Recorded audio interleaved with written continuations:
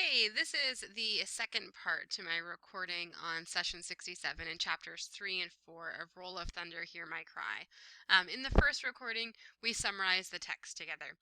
In the second recording, we're going to complete the character section of your student guide, and we're going to answer the questions that are on that student guide. So as far as the character section goes, all of the characters that we read about in chapters 3 and 4 are characters that we read about before. The student guide asks you to write down the characters that appear in today's reading. Then it says describe the characters and their relationship to each other. And so we described them a lot in our last Class Connect session and in the first student guide. So I've gone ahead and I've kind of highlighted the key things that they did in these chapters. So Cassie Logan, of course, is our narrator. So she continues to narrate our story. She helps dig the hole for the school bus. And she's also very frightened when the white men come to her house. Little Man, and he's the youngest Logan child, finds himself getting increasingly frustrated with being sprayed with dirt from the school bus. In fact, he's the one that's probably the most upset about it in chapters 3 and 4. Stacy Logan, if we remember from our summary, is the one who comes up with the plan for the school bus. In addition to that, he gets in trouble for creating a cheat sheet, even though it was his friend TJ who created the cheat sheet. And when he gets in trouble, he doesn't confess, he doesn't rat his friend out. Instead, he waits till later and he actually beats his friend up. He also is the character that finds out the reason for why they aren't allowed to go to the Wallace store. And remember, the reason they're not allowed to go to the Wallace store is because the Wallace brothers are responsible for burning the berries. Again, we see Mama in these chapters that we read. Remember that she catches Stacy cheating at the school because she's his 7th grade teacher. She's the one that takes Stacy with her to see the berries afterwards so that he can understand why they aren't allowed to go to the Wallace store. She also encourages other people by the end of our reading to stop shopping at the Wallace store as well. So she's really a key character in rallying the other people in their community to not shop at the Wallace store.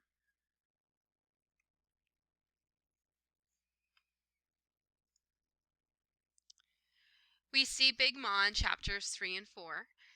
If you remember, she explains to the children how they obtained their land. So she explains how her husband is the one who bought their land. In fact, he bought it from the Grangers when the Grangers were really poor and were selling off parts of their land. And she explains just how important it is for them to keep the land. They don't want to have to sell it back to the Grangers. We see TJ Avery in these chapters. Now remember, TJ is Stacy's best friend, although sometimes they seem more like frenemies because they fight a lot, and a lot of times the Logan children just kind of get annoyed with him. TJ's kind of a troublemaker. And we definitely see TJ's trouble-making personality in these chapters because he's responsible for creating that cheat sheet and then passing it to Stacy, and Stacy getting in trouble. We do see the character of L.T. Morrison in chapters 3 and 4 as well. He breaks up the fight at the Wallace store. And we also see him again outside the house with a shotgun when the white men approach. So we know that he's probably out there with that shotgun in an attempt to protect the family. If bad things were to arise or to happen. The next section of your study guide deals with big ideas and themes, and it asks you to analyze the conflicts and the problems and any themes you see in today's reading. Yesterday we talked about how racism and segregation were two themes that we see in the reading, and we continue to see those themes in chapters 3 and 4. So we continue to see the theme of racism and segregation in chapters 3 and 4. We find out the Wallace brothers burn the berries because of the color of their skin. We also see how frightened the Logan family is when the car of white men approaches. The tension between these two races and the continued harassment the Logan children get from the school bus all contributes to that theme of racism that runs throughout the book. And we're going to continue to see that theme build throughout these chapters as we go. The last section of your student guide asks you to answer a series of questions. And this is the very first question. It says the first 2 chapters of the novel teaches a great deal about the personalities of the characters of the story. TJ is loud and obnoxious. Stacy is caring and strong. Christopher John is pleasant and agreeable. Little Man is smart and proud. Mama and Papa are a mixture of all of their children's good qualities. Because she is the narrator, however, there are a few direct descriptions of Cassie. Readers must try to understand her character based on her actions and what she thinks of others.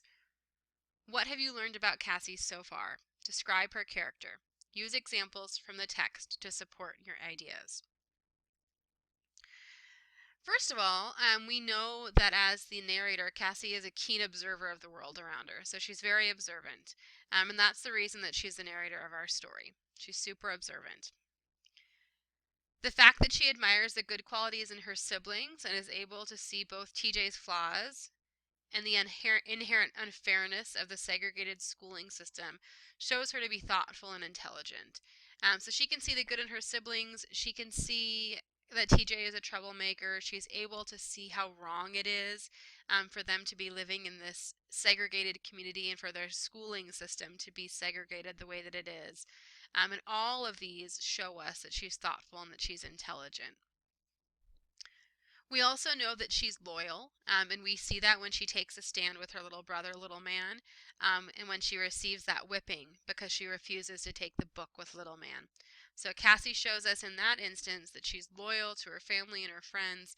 It also shows us her principles. She thinks that it's wrong that the schools are segregated the way that they are and that they're treated unfairly. She thinks it's wrong that the black school is treated differently than those at the white school. Her decision to tell Mama about the incident with Miss Crocker also demonstrates that she's honest. So after getting in trouble with Miss Crocker, she goes to tell her mom about it. And that shows us that she's also an honest individual. We also know how much she loves her family, and we see that when she gets so excited to see her father. So the excitement with which she greets her returning father shows us how much she loves her family.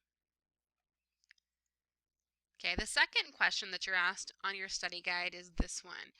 Who is Jeremy Sims? What makes Jeremy Sims unique in the first 2 chapters of the story? How does he act toward the Logans? Now remember, Jeremy Sims is a white boy who's about Stacy's age, and he likes to come and walk with the Logans. So unlike many of the other white children, he doesn't ride the bus to school. Instead, he walks the Logans until he has to turn and head to Jefferson Davis, which is the school for the white children.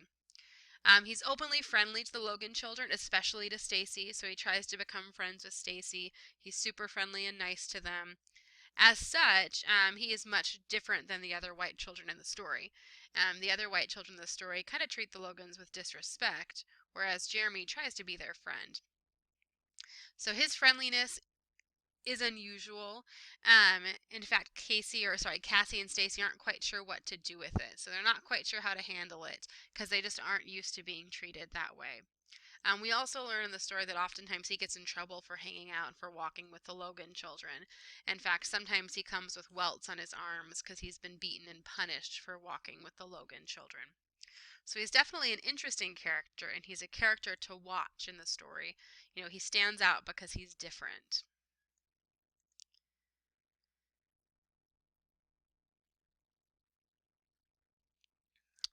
The next question your study guide asks you to answer is this one. It says in Chapter 2, Papa brings home a man named Mr. Morrison to live with the Logans. Mr. Morrison, he says, was fired from his job on the railroad and will be helping on the farm in exchange for a place to live. Cassie, however, tells Stacy, "I bet you anything Mr. Morrison come here to do more and work." What else might Mr. Morrison be there to do? So in addition to working for the Logan families, why else might Mr. Morrison be there? Because we know that Mr. Morrison is super, super tall and strong, it's easy to kind of infer that he's probably there to help protect the family. You know, we have this situation where racial tension is really high. We know at the beginning of the story, the Barry family has been burned. We know that, you know, there's a group of white men that have been riding in their car, kind of looking for trouble. And so it's easy to assume that maybe Mr. Morrison is also there to help protect the Logan family because Papa can't be there because he's working on the farm. Or not on the farm, he's working on the railroad. And then the final question that your study guide asks you to answer is this one. It says, at the end of chapter 2, Papa forbids his children from going out to the Wallace store, as so many of the children do. Why does he not want his children to go to the Wallace store? There's a couple of reasons. The first reason is that we know that the Wallace store is a place that has kind of a bad influence on children. And then the other reason that we learn through chapters 3 and 4 is that the Wallace brothers are the people that burned the berries. And so that's a huge contributing factor in why the children are not allowed to go to the Wallace store, and why Mama is encouraging other people in their neighborhood and in their community to not shop at the Wallace store as well. Okay, that pretty much summarizes chapters 3 and 4 and the student guide that you had to fill out in section or session 67. From here, you need to make sure that you complete session 56 and 57 for the week. These have already been assigned on Wednesday and Thursday, but you want to make sure that before you check out for the day that you have those sessions completed. You also want to make sure that you've read through chapters 4. So make sure that you've read chapters 1 through 4 in Roll of Thunder, Hear My Cry before checking out for the weekend. And then make sure that you come to Class Connect on Monday. We're going to be working on the first journal assignment together. So if you've watched this video, I really appreciate it. I hope that it's been helpful in helping you understand the story and helping you summarize it and fill out that student guide. I look forward to Class Connect on Monday. I'll see you guys then. Bye.